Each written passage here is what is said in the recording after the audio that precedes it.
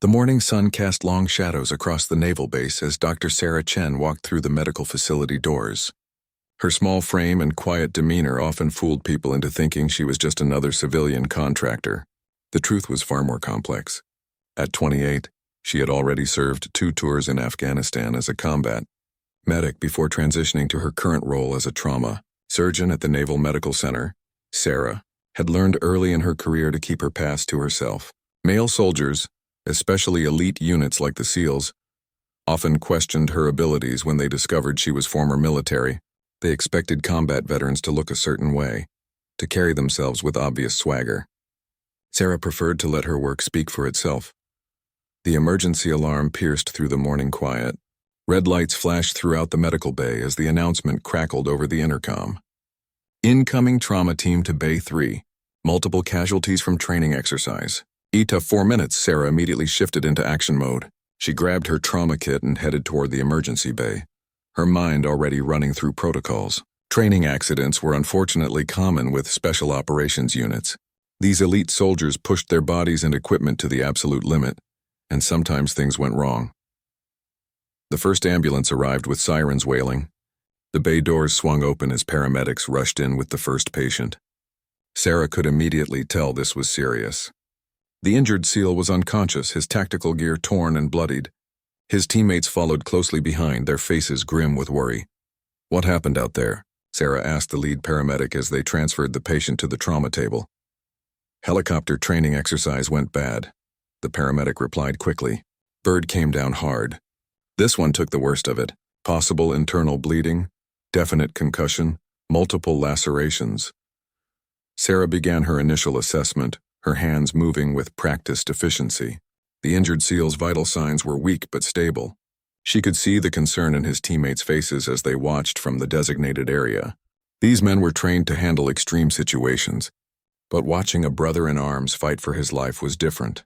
The SEAL team leader, a tall man with graying temples, approached Sarah. His name tape read Commander Brooks. His eyes held the weight of someone who had sent many men into danger and brought most of them home. "Doc, how is he?" Brooks asked, his voice steady but strained. "We're doing everything we can," Sarah replied without looking up from her patient. "I need to get him into surgery immediately. The next few hours will be critical." As Sarah worked to stabilize the patient for surgery, she noticed the other SEALs watching her every move. Their expressions showed a mixture of hope and skepticism. She had seen those looks before. They were wondering if this small woman could save their teammate's life. One of the younger SEALs, barely in his early 20s, stepped forward. "Ma'am, with respect, shouldn't we wait for one of the senior surgeons? This seems pretty serious." Sarah paused for just a moment, meeting the young man's eyes. "I am the senior surgeon on duty today, and right now your teammate needs surgery, not a debate about qualifications." The SEAL stepped back, chastened but still worried. Sarah understood his concern. When your brother's life was on the line, you wanted every advantage possible. What he didn't know was that Sarah had operated under much worse conditions than a fully equipped naval medical facility. As they wheeled the patient toward the operating room, Commander Brooks fell into step beside Sarah. "Doc, I need to ask, how many trauma surgeries have you performed?" "Enough," Sarah replied simply. She could have told him about the countless soldiers she had saved in field hospitals, about the times she had operated by flashlight while mortars fell around them. Instead, she let her work do the talking. The operating room doors swung shut behind them, leaving the SEAL team in the waiting area. For the next several hours, Sarah fought to save the life of a man whose name she didn't even know yet. Her hands moved with the precision that came from years of practice, years of working under pressure that most people couldn't imagine. The injured SEAL's name was Marcus Rodriguez, and he had been with his team for 3 years. He was scheduled to be married in 2 months to his high school sweetheart. These were details Sarah would learn later, but as she worked, he was simply another life that needed saving. The surgery was complex.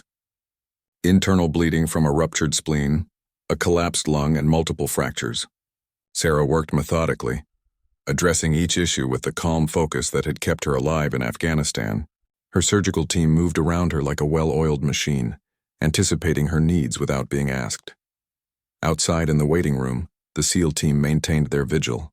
Some paced the floor, others sat in silence. all of them united in their worry for their teammate. They had faced enemy fire together, had trusted each other with their lives in some of the most dangerous places on Earth. Now they could only wait and hope. Commander Brooks found himself thinking about the small surgeon who had taken charge so confidently. There was something about her demeanor that reminded him of his best combat medics. She had the same calm under pressure, the same quiet confidence that came from having faced life and death situations before. Hours passed before Sarah finally emerged from the operating room. She was still wearing her surgical scrubs, and there were traces of exhaustion around her eyes, but her expression was cautiously optimistic. The entire SEAL team stood as she approached, their faces anxious for news. "The surgery went well," Sarah began, and she could see the collective relief wash over the group. "He's stable now, but the next 24 hours will be critical. He's young and strong, which works in his favor." Commander Brooks stepped forward, and for the first time since the emergency began, Sarah saw him smile. "Thank you, Doc. Can we see him?" "Once he's settled in recovery, yes. But only 2 at a time, and keep it brief. He needs rest more than anything right now." As the SEALs began to file toward the recovery area, Sarah started to head back to her office. She had paperwork to complete, and there were other patients to check on. It had been a long day, but it was far from over. 3 days had passed since the helicopter accident, and Marcus Rodriguez was making steady progress. Sarah checked on him regularly, monitoring his recovery with the same attention to detail she brought to everything. His vital signs were improving, and he was finally conscious and alert, though still heavily medicated for pain. The SEAL team had maintained a constant presence at the hospital. They rotated shifts, ensuring that Marcus was never alone. Sarah had observed this ritual many times with military units. The brotherhood ran deeper than most people understood. These men would literally die for each other, and that loyalty extended to the recovery process. On Thursday morning, Sarah was making her rounds when she encountered Commander Brooks in the hallway. He had been waiting for her, and his expression suggested he had something specific on his mind. "Doc, can I have a word?" he asked, gesturing toward a quiet corner of the corridor. Sarah nodded and followed him. Over the past few days, she had developed a respect for the commander. He was clearly a man who cared deeply about his soldiers, and he had shown nothing but gratitude for the medical care his team member was receiving. "I wanted to thank you again for what you did for Rodriguez," Brooks began. "The surgery, the follow-up care, everything. My men and I were grateful." "Just doing my job, Commander," Sarah replied. She had heard similar thanks many times before, and while she appreciated it, she didn't need praise for doing what she was trained to do.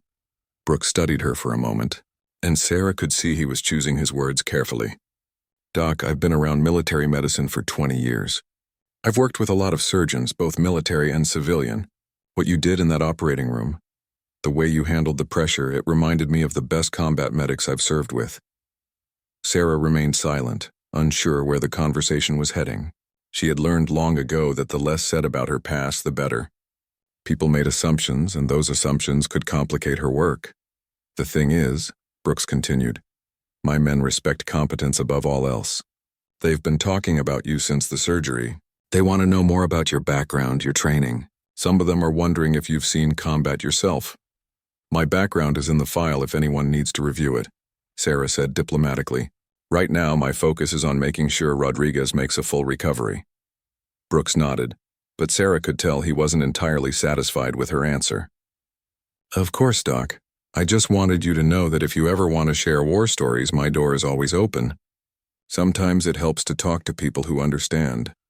After Brooks left, Sarah continued her rounds, but his words stayed with her. She had worked hard to build a reputation based solely on her medical skills, not on her military service.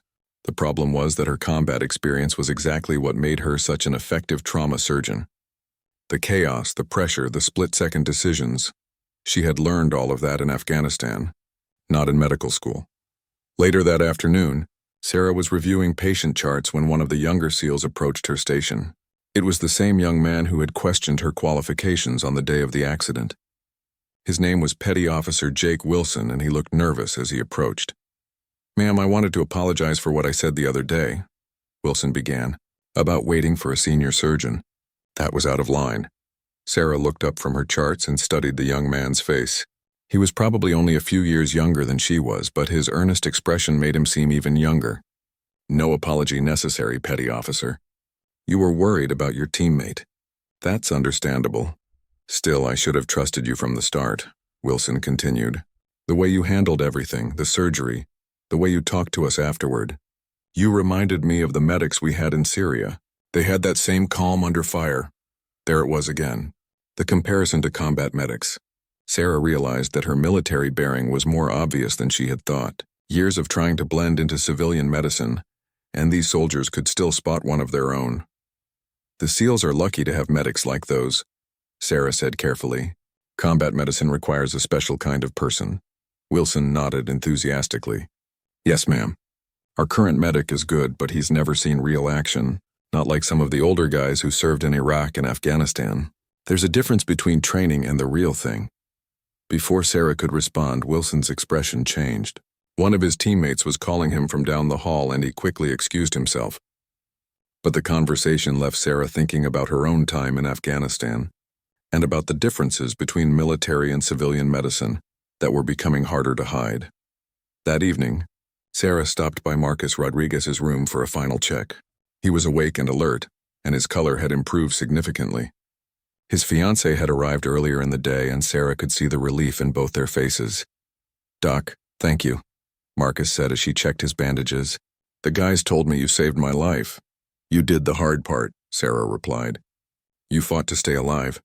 I just gave you some help along the way. Marcus's fiancée, a young woman named Elena, squeezed his hand tightly. When they called me, I thought, she began, then stopped, unable to finish the sentence. He's going to be fine, Sarah assured her. Full recovery, back to duty in a few months if that's what he wants. That's what I want, Marcus said firmly. These guys are my family. I can't imagine doing anything else. Sarah understood that feeling. The bonds formed in combat were unlike anything else. She had felt that same connection with her own unit in Afghanistan, the same sense of belonging and purpose. It was something that was difficult to explain to people who had never experienced it. As she left Marcus's room, Sarah encountered Commander Brooks again. He was standing near the nurse's station, apparently waiting for her. Doc, I hope you don't mind me asking, but have you ever considered consulting with our team? He asked. We're always looking for medical professionals who understand the unique challenges of special operations. I'm not sure what you mean, Sarah replied, though she had a feeling she knew exactly what he meant. Combat medicine, Brooks said simply. Teaching our medics, advising on field procedures, that sort of thing. Someone with your skills could make a real difference in how we prepare our people for deployment. Sarah considered his offer for a moment. It would mean acknowledging her military background, stepping back into that world she had tried to leave behind. But it might also mean helping to save lives in ways she couldn't in a civilian hospital. I'll think about it, she said finally. Brooks smiled and handed her his card. Take your time, Doc, but if you decide you're interested, give me a call. I have a feeling you'd fit right in with our team. As Sarah walked to her car that night, she found herself thinking about paths not taken and decisions that had shaped her life. Tomorrow would bring new challenges, new patients, and perhaps new opportunities to use the skills she had learned in the hardest classroom of all. The following week brought an unexpected challenge to the Naval Medical Facility. A training exercise involving multiple SEAL teams had resulted in several injuries, and the emergency room was busier than usual. Sarah found herself working alongside Dr. Michael Harrison, the chief of surgery, who had been called in to help manage the influx of patients. Dr. Harrison was a skilled surgeon, but his experience was primarily with civilian trauma. As they worked side by side, Sarah noticed his hesitation when dealing with the specific types of injuries common to military personnel. Combat-related trauma required a different approach, a different mindset. These guys are tough, Dr. Harrison commented as they treated a SEAL with a dislocated shoulder and multiple contusions. They don't complain about pain like regular patients. Sarah nodded, remembering her own experience with military stoicism. Soldiers were trained to push through pain, to minimize their injuries, and to get back to duty as quickly as possible. It made them challenging patients in some ways, but also incredibly resilient. The most serious case was a young SEAL named David Park, who had suffered a traumatic brain injury during a fast rope training exercise. As Sarah examined him, she recognized the signs immediately.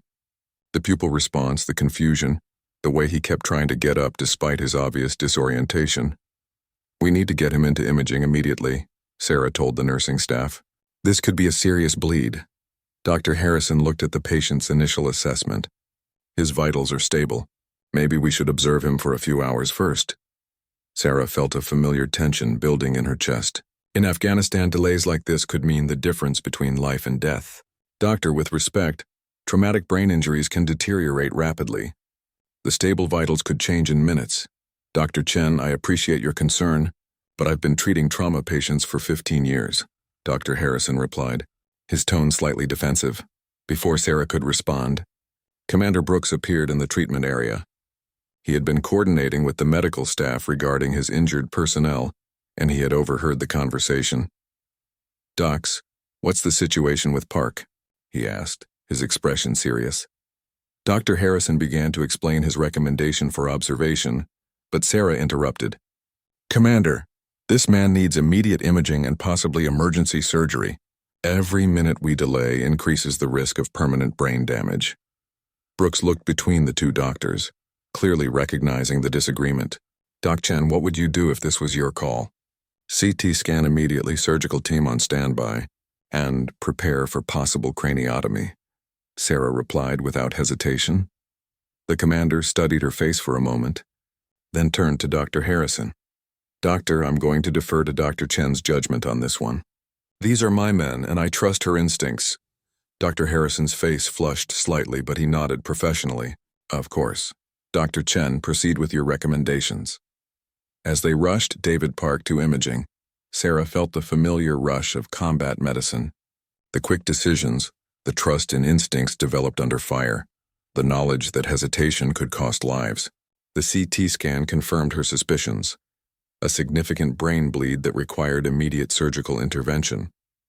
The surgery lasted 4 hours. Sarah worked with intense focus, removing the clot and relieving the pressure on Park's brain. Dr. Harrison assisted, and she could feel his respect growing as he watched her work. The techniques she used, the confidence in her movements, all spoke to experience that went beyond typical civilian training. When they finally emerged from the operating room, Commander Brooks was waiting with several other SEALs. The concern on their faces was evident, but Sarah could see hope there as well.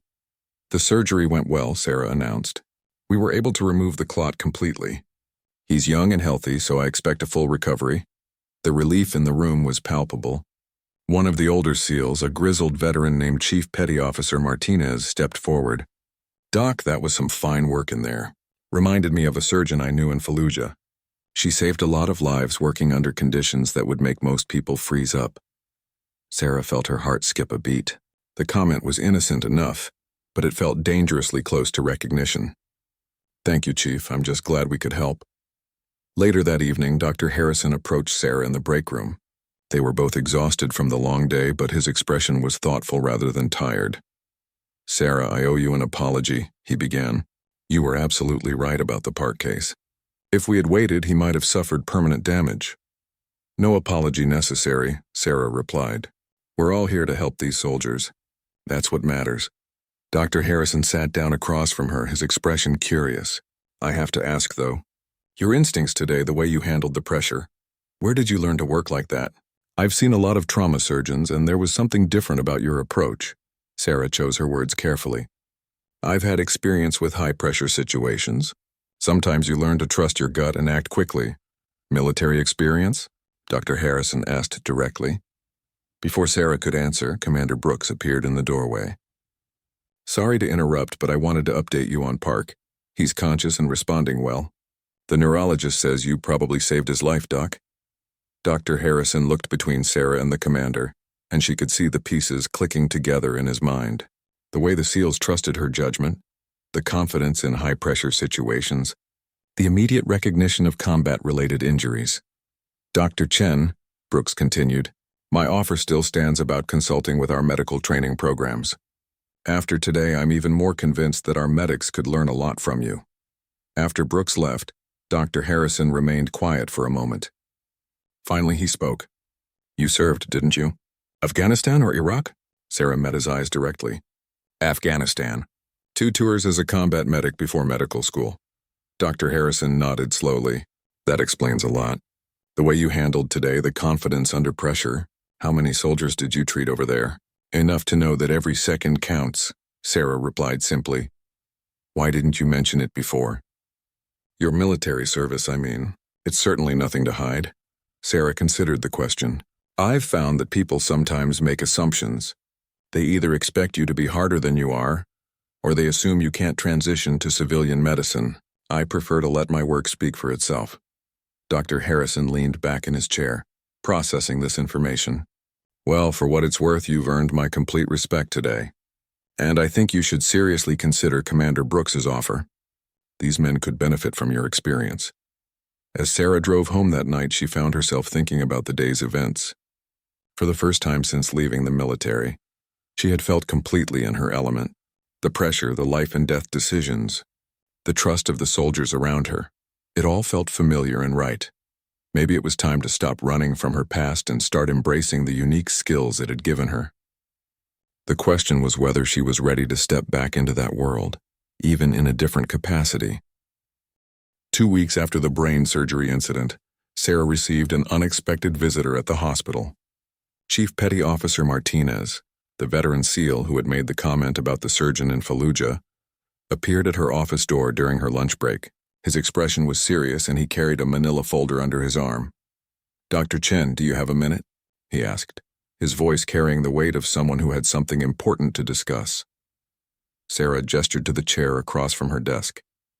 Martinez was older than most of the SEALs she had encountered, probably in his late 40s, with gray threading through his dark hair and lines around his eyes that spoke of years spent in harsh conditions. What can I do for you, Chief? Sarah asked, setting aside her sandwich. Martinez sat down and placed the folder on the desk but didn't open it immediately. Instead, he studied Sarah's face with the intensity of someone trying to solve a puzzle. Doc, I've been thinking about what I said the other day, about the surgeon in Fallujah. It's been bothering me because the more I watch you work, the more familiar you seem. Sarah felt a chill run down her spine. She had always known that someday, someone might recognize her from her deployment days. The military medical community was smaller than most people realized. And stories had a way of traveling, Chief. I'm not sure what you're getting at, Sarah said carefully. Martinez opened the folder and pulled out a photograph. It was clearly a military photo, taken in what looked like a field hospital. The image showed a young woman in combat fatigues working over a patient, her face intense with concentration. Even with the poor lighting and desert camouflage, Sarah recognized herself immediately. This photo was taken at Forward Operating Base Chapman in 2019, Martinez said quietly. The medic in the picture saved the life of a Marine who had stepped on an IED. The explosion had taken his leg and caused massive internal bleeding. Most people said he wouldn't make it, but this medic worked for 6 hours straight to keep him alive. Sarah stared at the photograph, memories flooding back. She remembered that day vividly.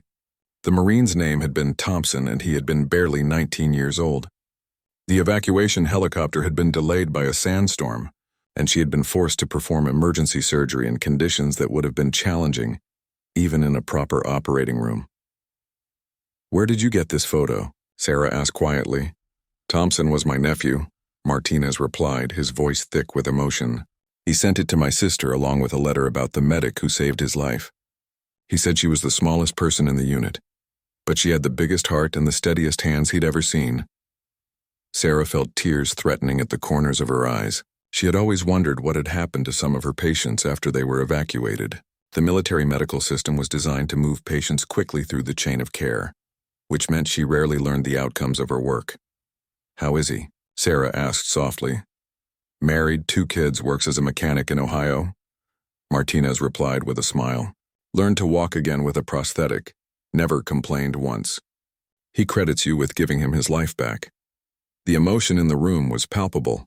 Sarah had joined the military to serve her country and help wounded soldiers, but she had never fully understood the long-term impact of her work. Seeing that photograph brought back all the reasons she had been drawn to combat medicine in the first place. Chief, why are you showing me this? Sarah asked. Martinez leaned forward in his chair. Because my nephew wasn't the only one you saved. I've been making some calls talking to people who served at Chapman and other bases where you worked. Your reputation preceded you everywhere you went. They called you Doc Magic because you could save people that other medics had given up on. Sarah winced at the nickname.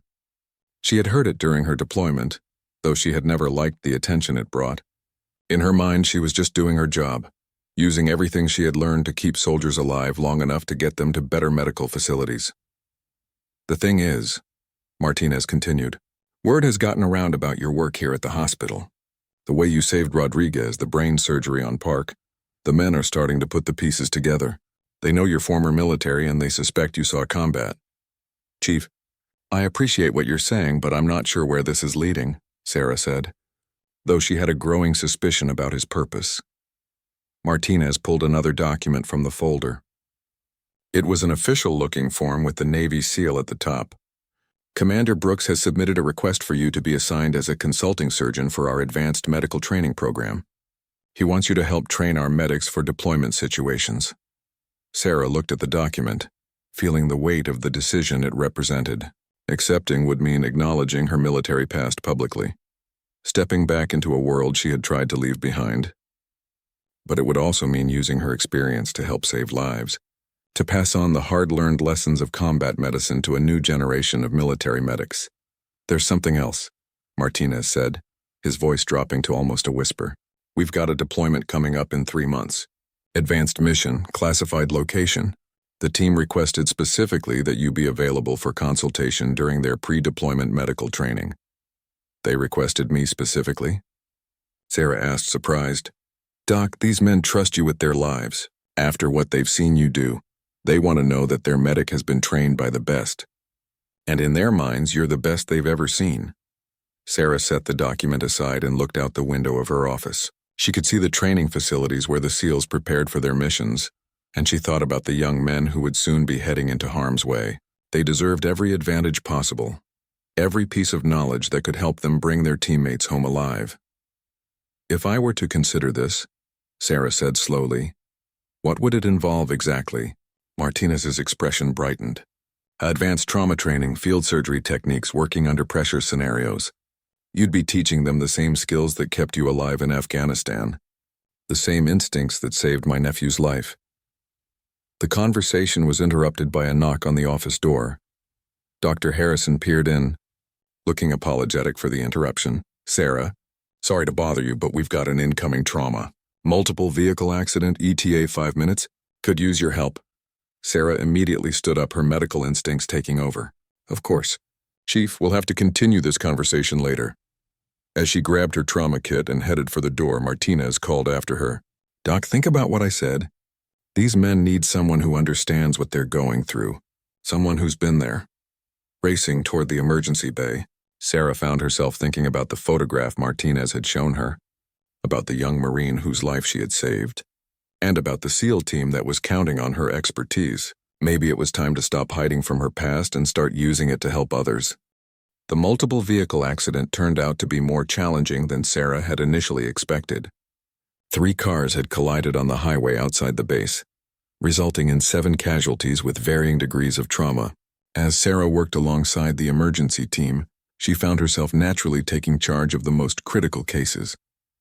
The first patient was a middle-aged woman with massive internal bleeding.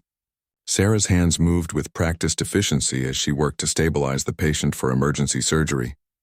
Dr. Harrison was treating another victim nearby, and she could hear him struggling with a complex chest trauma case. Without thinking, Sarah called out instructions. Doctor, try a chest tube insertion on the left side. The breath sounds suggest a tension pneumothorax. Dr. Harrison followed her suggestion, and the patient's condition immediately improved. It was exactly the kind of quick assessment and intervention that had kept soldiers alive in Afghanistan. And Sarah realized she was falling back into her combat medic instincts. Chief Martinez had remained at the hospital during the emergency, helping to coordinate with the emergency responders. Sarah noticed him watching her work, and she could see the recognition in his eyes. This was the same person who had earned the nickname Doc Magic in Afghanistan. After 3 hours of intensive work, all 7 patients had been stabilized and either admitted or transferred to other facilities.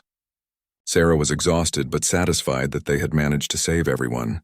As she cleaned up in the break room, Dr. Harrison approached her with an expression of amazement. Sarah, what you did out there was incredible, he said. "The way you coordinated the trauma response, the quick decisions, the technical skills. I've never seen anything like it in civilian medicine." Before Sarah could respond, Commander Brooks entered the break room along with Chief Martinez.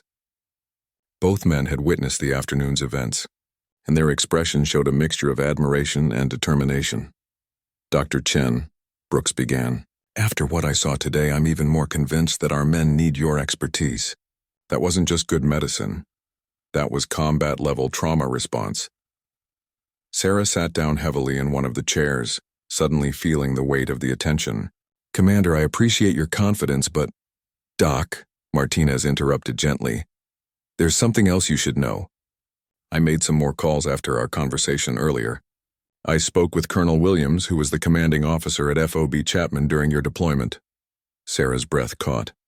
Colonel Williams had been a mentor to her during her time in Afghanistan, one of the few officers who had recognized her potential and pushed her to excel. She hadn't spoken to him since leaving the military. "What did he say?" Sarah asked quietly. Martinez pulled out his phone and scrolled through his messages. He said, and I quote, "Dr. Chen was the finest combat medic I served with in 30 years of military service. She saved more lives under impossible conditions than anyone had a right to expect.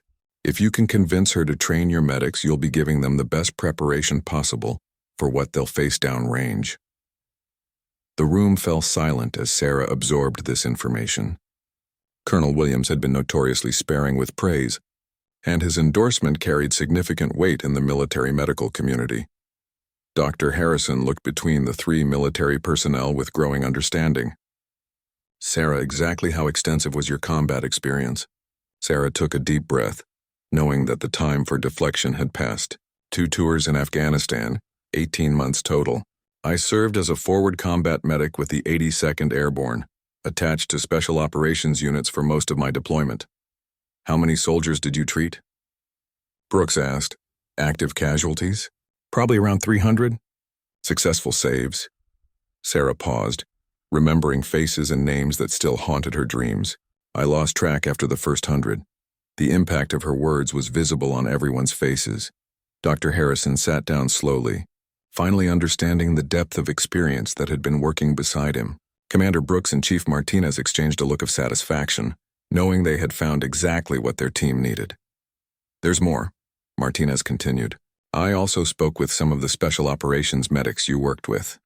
They said you were legendary for keeping people alive in situations where evacuation was impossible. They said you once performed a field amputation during a firefight to save a soldier's life." Sarah closed her eyes, remembering that particular incident. It had been during her second tour, and a soldier had been trapped under debris with a crushed leg while enemy fire prevented evacuation. She had been forced to make an impossible choice, and she had chosen to give him a chance at life. "That's not something I like to talk about," Sarah said quietly.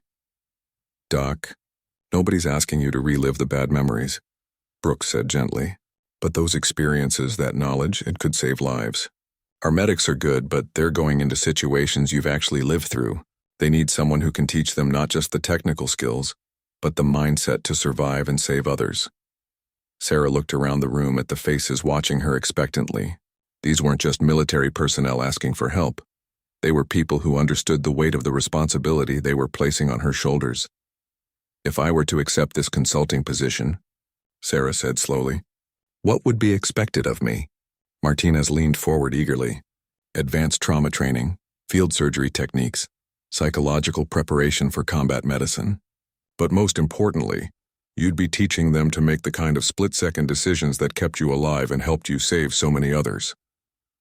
Dr. Harrison spoke up from his corner. "Sarah, from a professional standpoint, this could be an incredible opportunity.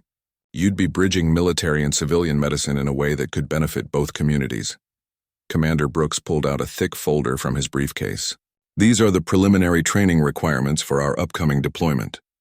The mission profile suggests our medics will be operating in austere conditions, possibly cut off from evacuation support for extended periods.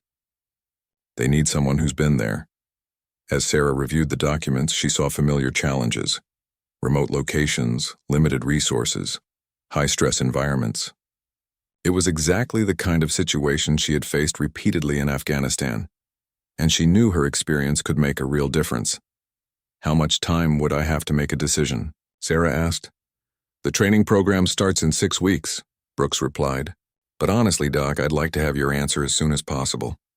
These men need time to prepare mentally for what you're going to teach them." That evening, Sarah sat in her apartment reviewing the folder of materials Commander Brooks had left with her. The mission profiles, training requirements, and personnel files painted a picture of young, dedicated soldiers who were about to face the same challenges she had confronted years earlier. She thought about the photograph Martinez had shown her, about the Marine named Thompson, who was now living a normal life because she had refused to give up on him.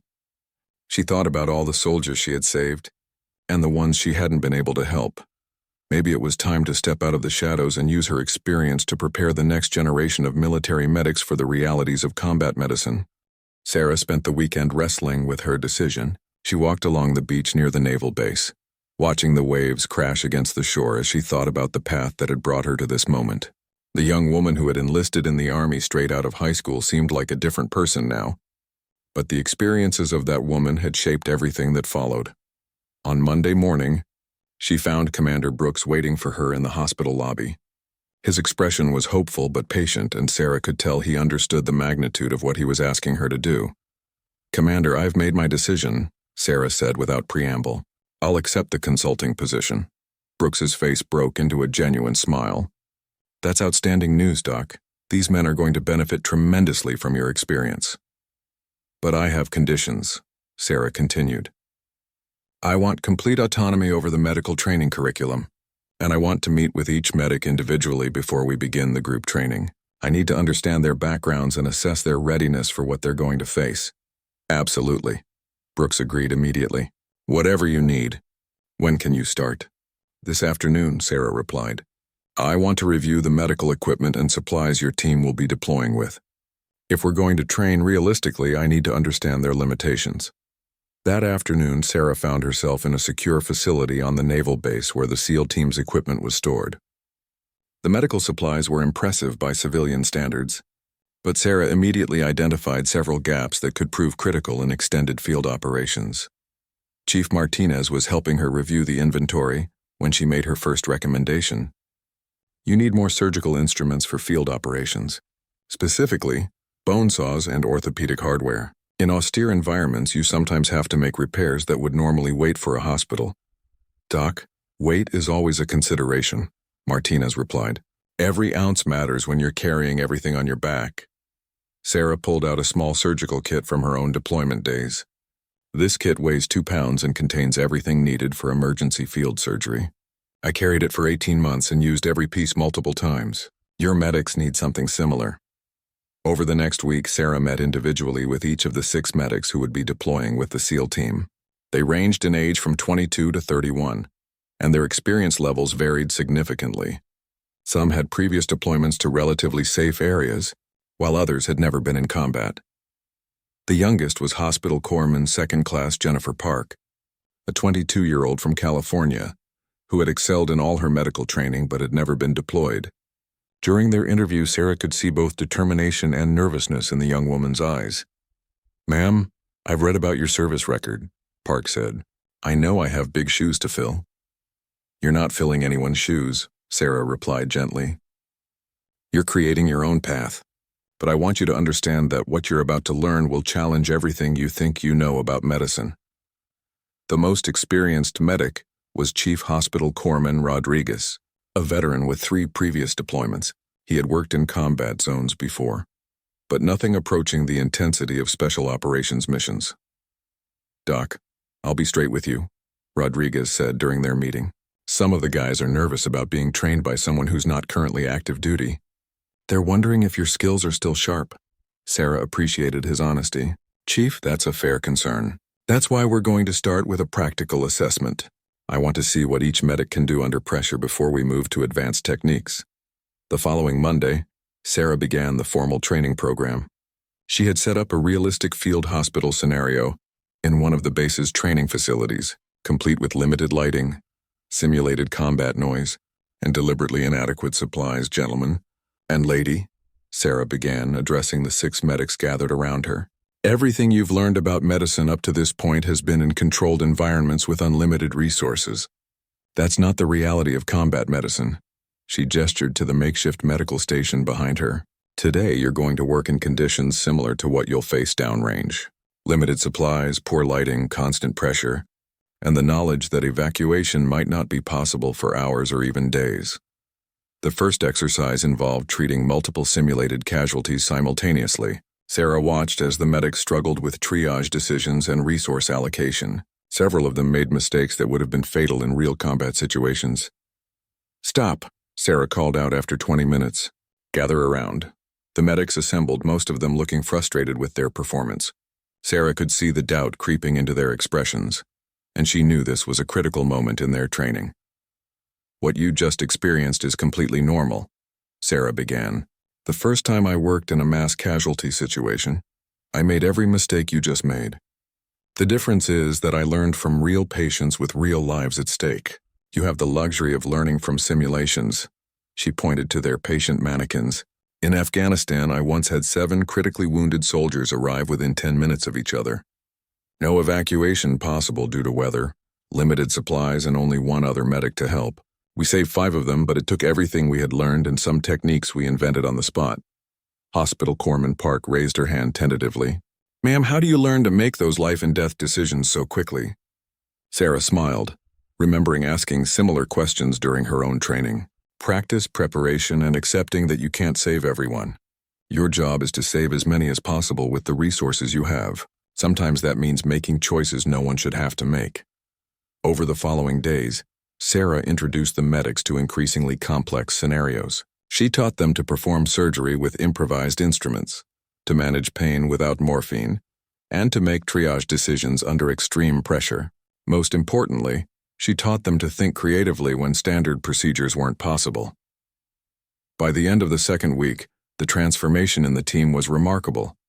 They moved with confidence, communicated efficiently under pressure, and demonstrated the kind of innovative thinking that saved lives in impossible situations. Commander Brooks observed one of the final training exercises, watching as his medics managed a complex trauma scenario with equipment failures and communication breakdowns. When it was over, he approached Sarah with obvious satisfaction. "Doc, this is exactly what we needed," he said. "These medics are ready for anything now." Sarah watched the 6 young medical personnel cleaning up their equipment, and she felt a familiar sense of pride and purpose.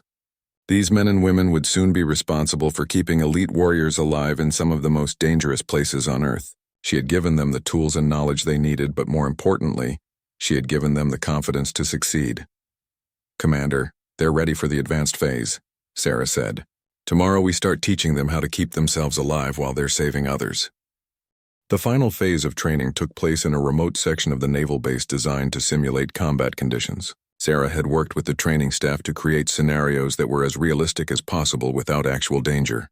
The medics would face everything from treating wounded soldiers under simulated enemy fire to performing emergency surgery in underground bunkers.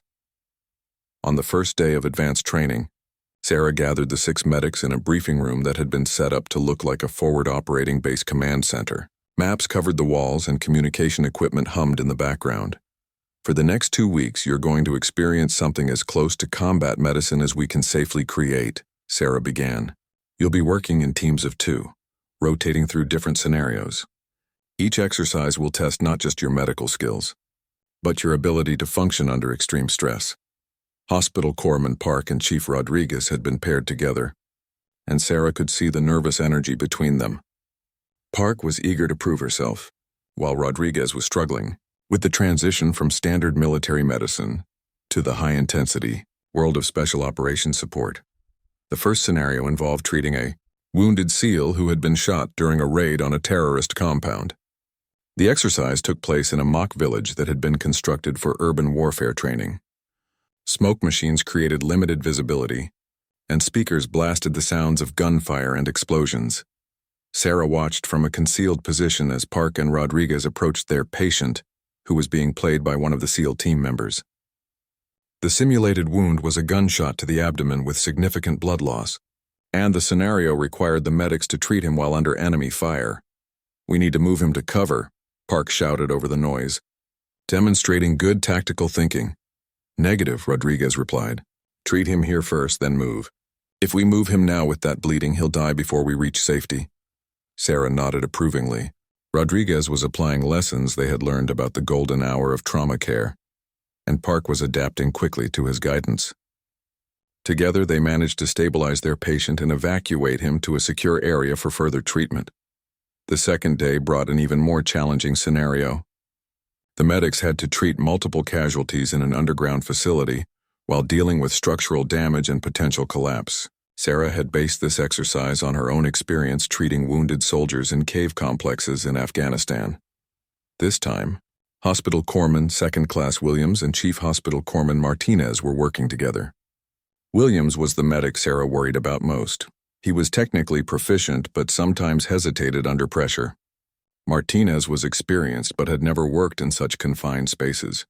The scenario began with an explosion that caused structural damage to their underground medical facility.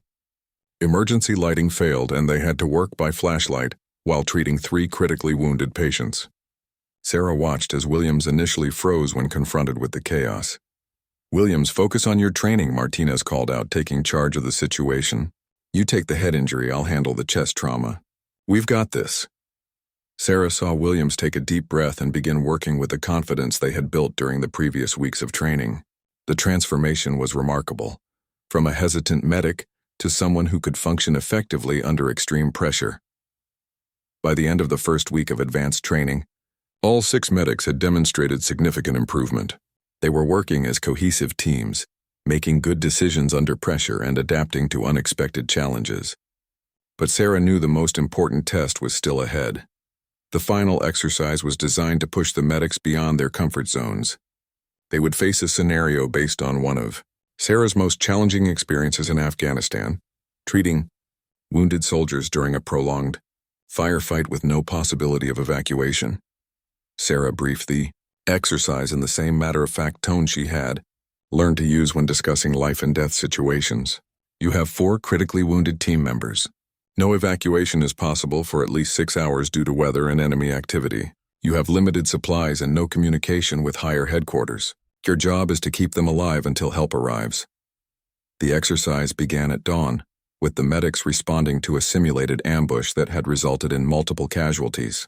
The scenarios were designed to test everything they had learned: complex trauma surgery, resource management, psychological stress, and leadership under pressure. As Sarah watched the exercise unfold, she felt a familiar mix of pride and concern. These young medics were performing at a level that would have impressed seasoned combat veterans. But she knew the real test would come when they faced actual combat for the first time. Hospital Corpsman Park was working on a simulated traumatic brain injury when complications arose. The patient's condition began deteriorating, and standard procedures weren't working. Sarah watched as Park made the same kind of creative decision that had saved lives in Afghanistan, improvising a surgical procedure with limited tools. Outstanding work. Park, Sarah called out as the exercise concluded. That improvisation could save a real life someday. On the final day of training, Sarah gathered the 6 medics for a debriefing session. They looked different than they had 6 weeks earlier, more confident, more mature, ready for the challenges ahead. But Sarah knew there was one more lesson they needed to learn. I want to tell you about the hardest day of my deployment, Sarah began, her voice quiet but steady. We received 12 casualties in less than an hour. I was the only medical officer available, and I had to make decisions about who to treat first. I saved 8 of them, but 4 didn't make it. The room was completely silent as the medics absorbed this information. Sarah could see them imagining themselves in similar situations, wondering how they would handle such responsibility. The lesson isn't about the 4 I lost, Sarah continued. It's about the 8 who lived because we had trained for exactly those conditions. Everything you've learned over the past 6 weeks, every scenario we've practiced, every skill you've developed, it's all preparation for moments when lives hang in the balance. Chief Rodriguez spoke up from the back of the room. Ma'am, how do you carry that responsibility? Knowing that your decisions determine who lives and who dies? Sarah considered the question carefully. You remember that you're not God, Chief. You're a skilled medical professional doing your best with the resources available. You save who you can, learn from your experiences, and keep getting better. The alternative is letting fear paralyze you, and that doesn't help anyone. Commander Brooks entered the briefing room as the session concluded. He had observed portions of the training over the past weeks, and his expression showed complete satisfaction with the results.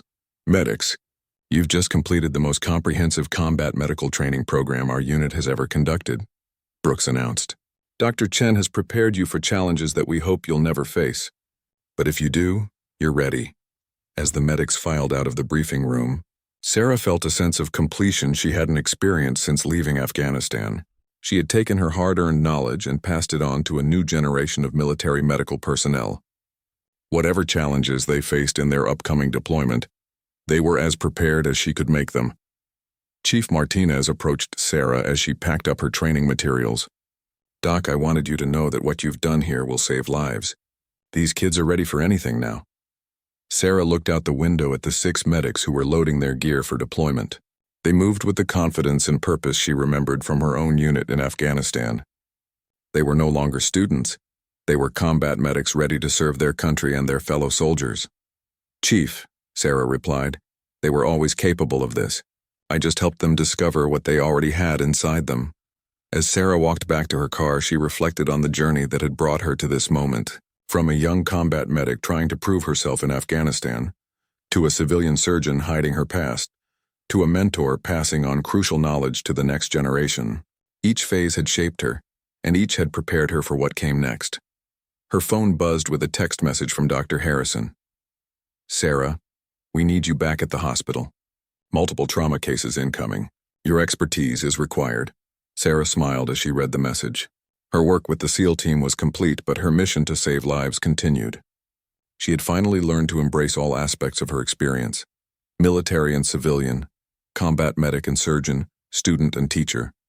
The silence about her past was over, and she was ready for whatever challenges lay ahead.